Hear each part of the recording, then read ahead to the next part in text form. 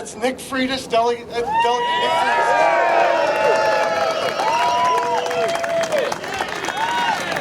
Hey, listen, I don't got a lot of time, but I want to first and foremost thank you all for being out here. I really want to tell you how much I appreciate, how much my colleagues appreciate. When you guys come down, it's always the same thing. You're polite, you're professional, you go around, you allow other people to speak with different points of view. You can see that we had one demonstration of somebody that was all about coming down into an area that you reserved in order to try to disrupt what you were doing. I've never seen you guys do that to other groups. All right? Here's what this really comes down to. And I hope anybody that's listening to this, I understand that this group primarily is going to agree with everything I'm about to say. But what I'm hoping is anybody that is confused about why this issue is so important to us, I hope this at least assists on some level, because there's this idea that Americans, Virginians, whoever it is, we're just obsessed with guns. When in reality, if you actually look at the philosophy behind why we're here, what we're truly obsessed with is the idea of individual liberty and personal responsibility. When you look at the Second Amendment, I get in constant debates with people that want to say, but it says a well-regulated militia, Nick, a well-regulated militia. Like, okay, do you know why it says that?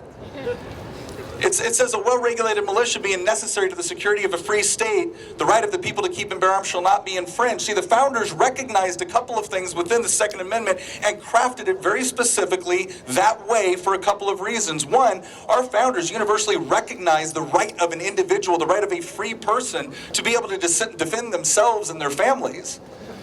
But they also recognized it was actually necessary to the security of a free state.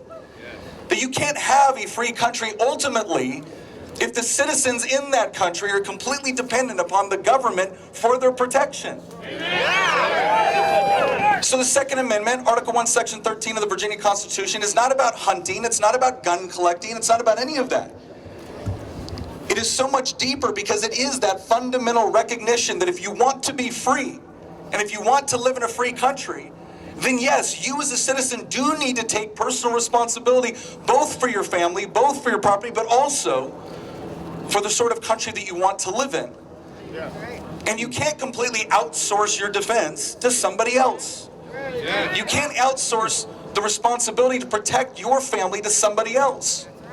And I think what this really comes down to is ultimately it's an issue of trust. Because I've been told so many times, whether I've spoke on that floor, whether I've gone on social media to discuss it, and every single time I've said, they want to confiscate firearms. And I get told repeatedly, Nick, you're lying. Nobody wants to take your guns. We just want common sense gun control. But then the moment they're in power, HB 2 takes your guns.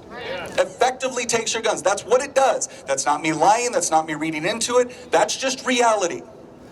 So here's the question. Should we trust when we get told nobody wants to take your firearms?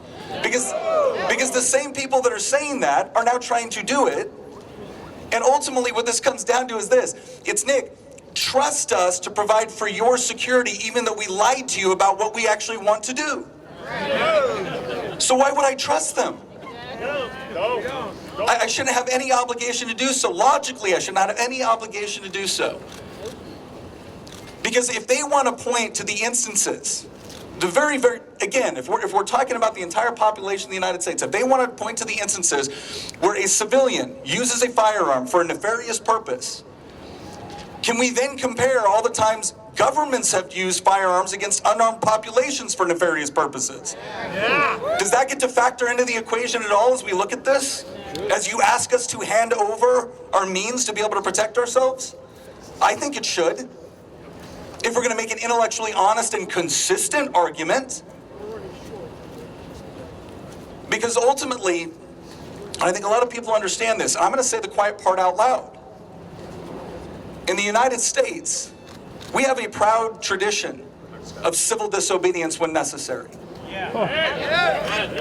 We're about to celebrate some of that civil disobedience today, on Martin Luther King Day.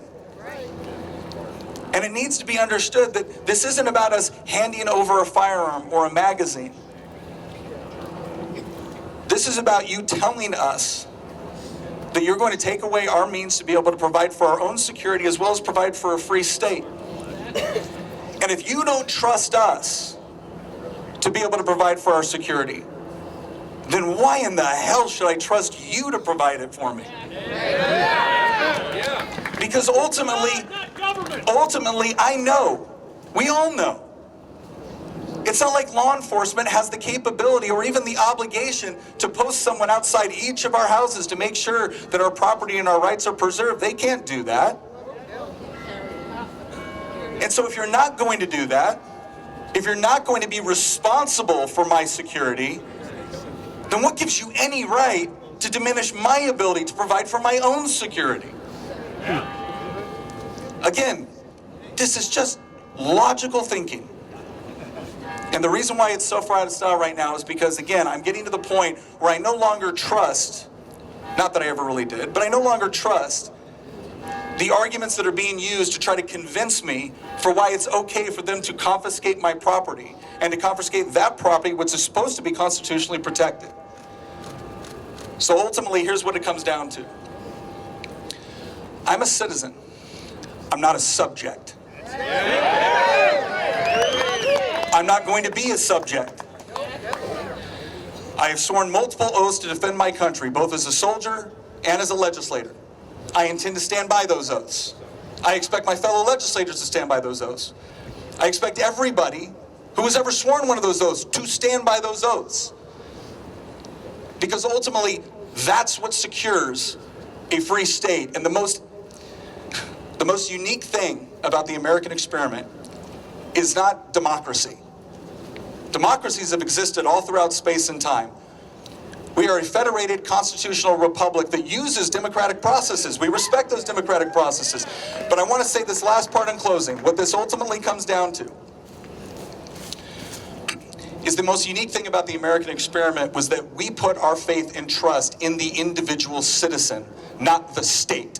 And if we're gonna keep that, if we're gonna make sure that that's what is the reputation, if that what is the actual existence of the United States and what it means to be a citizen, then ultimately it's going to be on us. It's going to be on us to make sure that we do that. It's not a responsibility we can delegate to legislators. That's part of the process. It's not the totality of it. So make sure that you are defending your rights and that you are effectively advocating for them. Thank you very much. Say three yet. 1, 2, loud as you can and dance to it. 3. Guns save lives! We're gonna do it again at the end. You go crazy, go nuts. This is to attract the other people, right? They want to know. They want to hang out with a bunch of nuts. 1, 2, 3.